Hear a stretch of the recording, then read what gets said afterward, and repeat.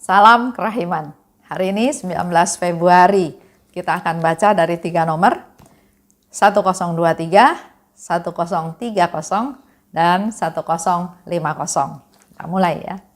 Dalam nama Bapa dan Putra dan Roh Kudus. Amin. 1023. Hari ini aku menerima beberapa buah jeruk. Ketika suster sudah pergi, aku bertanya dalam hati, apakah aku akan menggantikan laku tobat dan mati raga selama prapaskah suci ini dengan makan jeruk ini? Sebab aku merasa kesehatanku sudah lebih baik. Maka aku mendengar suatu suara di dalam jiwaku. Putriku, engkau lebih menyenangkan hatiku dengan makan jeruk itu demi ketaatan dan cintamu akan Daku, daripada dengan berpuasa dan bermati raga atas kemauanmu sendiri. Jiwa yang amat sangat mencintai aku harus hidup atas dasar kehendakku. Aku mengenal hatimu dan aku tahu bahwa jiwamu tidak akan dipuaskan oleh apapun selain kasihku. 1030. Oh Yesusku, berilah aku kebijaksanaan. Berilah aku pikiran yang cerah dan disinari oleh terang-Mu. Hanya inilah yang membuat aku mengenal Engkau dengan lebih baik, oh Tuhan.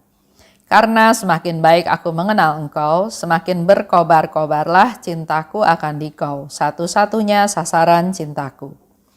Dalam Engkau, jiwaku membenamkan diri. Dalam Engkau, hatiku terlebur. Aku tidak tahu bagaimana mencintai hanya dengan setengah-setengah. Yang aku tahu hanyalah mencintai dengan segenap kekuatanku dan dengan seluruh gairah hatiku.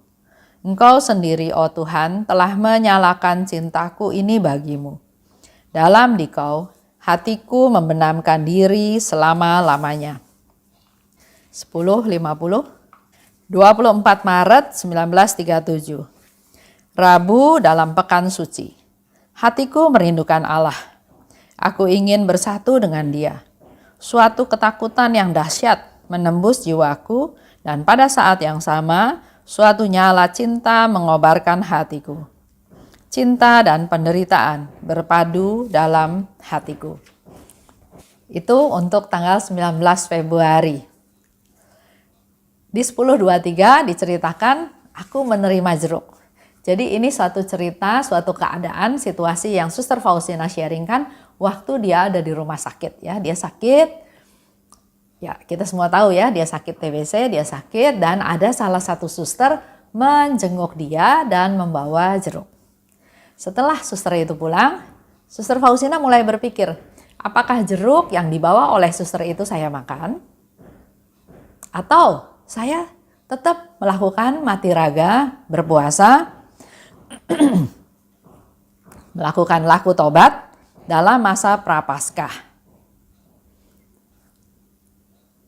Dia ada sesuatu pilihan ya, apa yang harus dia lakukan.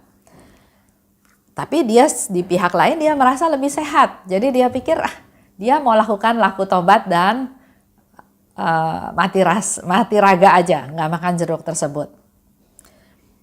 Tapi pada saat itu dia mendengar suara. Dikatakan, putriku, engkau lebih menyenangkan hatiku dengan makan jeruk itu demi ketaatan dan cintamu akan Daku. Kita lihat ya, menjadi sesuatu hal yang baru. Menurut saya juga, karena biasanya kita berpikir bahwa kalau kita mau mempersembahkan sesuatu, pasti Tuhan lebih senang kalau kita bermati raga, kalau kita berpuasa, kalau kita melakukan laku tobat dan hal-hal lain ya ke arah rohani. Puasa otomatis nggak makan. Tapi dalam hal ini, hari ini Yesus memberikan satu pencerahan buat kita semua yang dia senang bukan melakukan mati raga, puasa maunya sendiri, tapi Tuhan lebih senang kalau kita melakukannya demi ketaatan. Sehingga di sini dikatakan, engkau lebih menyenangkan aku dengan makan jeruk tersebut. Dengan kita makan, dengan posisinya Suster Faustina sedang sakit di rumah sakit, pasti dia juga harus memperhatikan keadaan jasmaninya. Dia harus sehat, dia harus kuat, dia harus sembuh supaya Tuhan bisa pakai untuk karya-karya Tuhan berikutnya. Jadi setiap orang juga harus bisa melihat kondisi masing-masing. Apalagi sekarang dalam masa pandemi ya. Yang satu-satunya tahu keadaan diri kita, kesehatan kita adalah hanya diri kita sendiri. Nggak bisa ikut-ikutan, nggak bisa orang itu puasa, saya juga puasa. Orang itu mati raga, saya juga mati raga. Kita lihat kemampuan diri kita masing-masing dan buat Tuhan yang lebih penting adalah ketaatan dan kesetiaan, bukan hal-hal yang secara fisik dilakukan. Dikatakan daripada berpuasa dan bermati raga atas kemauan sendiri. Kalau saya renungkan lagi, suster itu datang membawa oleh-oleh jeruk, ini juga bukan kebetulan. Ini juga sudah diatur oleh Tuhan sehingga dia datang membawa jeruk. Dan Yesus lebih senang kalau suster Faustina makan jeruk tersebut daripada melakukan mati raga hanya demi kemauan sendiri. Jiwa yang amat sangat mencintai aku, kata Tuhan, harus hidup atas dasar kehendakku. Untuk tahu kehendaknya Tuhan, maka kita harus lebih sering berkomunikasi dengan Tuhan. Untuk tahu apa yang Tuhan mau kita lakukan, ya kita harus bertanya. Kita betul-betul mengandalkan Tuhan. Jadi bukan melakukan sesuatu yang kita pikir Tuhan berkenan, terus setelah itu baru tanya. Enggak ya, tapi yang dilakukan adalah bertanya dulu pada Tuhan, mempersembahkan apa yang kita mau lakukan, yang kita rencanakan, dan kalau itu sesuai dengan kehendak Tuhan, maka itulah buktinya kita mencintai Dia dengan melakukan kehendaknya. Aku mengenal hatimu, dan aku tahu bahwa jiwamu tidak akan dipuaskan oleh apapun selain kasihku. Itu yang Yesus katakan pada suster Faustina. Dan kata-kata itu juga sekarang berarti untuk kita semua. Berlaku untuk kita semua. Aku mengenal hatimu. Siapapun yang mendengar ya. Yesus katakan, aku mengenal hatimu. Dan aku tahu jiwamu tidak akan dipuaskan oleh apapun selain oleh kasihku. Coba kita refleksi diri kita masing-masing. Tuhan tahu loh isi hati kita. Dan apa sih yang menjadi harapan kita, yang menjadi tujuan kita, yang menjadi sesuatu yang kita harap-harapkan. 10.30, ini ungkapan dari suster Faustina ya. Oh Yesusku, berikanlah aku kebijaksanaan. Berikanlah aku pikiran yang cerah dan disinari oleh terangmu. Jadi untuk tahu kehendak Tuhan, untuk tahu apa yang Tuhan inginkan kita lakukan, minta kebijaksanaan dan minta supaya kita diterangi oleh sinar terang Tuhan. Ini yang membuat aku mengenal Engkau dengan lebih baik. Jadi kebijaksanaan dan terang Tuhan itu bisa membantu suster Faustina untuk mengetahui kenal Tuhan dengan lebih baik. Semakin baik aku mengenal Engkau, semakin berkobar cintaku akan Engkau. Semakin kita tahu keinginan Tuhan, rencana Tuhan, semakin kita punya nafsu yang berkobar-kobar, cinta yang berkobar-kobar untuk melaksanakannya. Aku tidak tahu bagaimana mencintai hanya dengan setengah-setengah. Nah, ini kita coba evaluasi dengan diri kita. Kalau kita mencintai setengah-setengah dan mencintai all out, pasti ada bedanya. Suster Faustina di sini katakan dia nggak tahu yang namanya mencintai setengah-setengah. Contoh yang gampang mungkin saya mencintai dia kalau dia mencintai saya. Jadi cintanya pasti setengah-setengah, nggak full, nggak all out karena ada syarat. Nah, sedangkan suster Faustina katakan dia nggak ngerti tuh cinta yang setengah-setengah. Walaupun dia menyakiti saya tetap mengasihi dia. Walaupun dia menyusahkan saya tetap mengasihi dia. Jadi kita juga belajar untuk jangan membuat patokan sendiri tentang cinta yang setengah-setengah.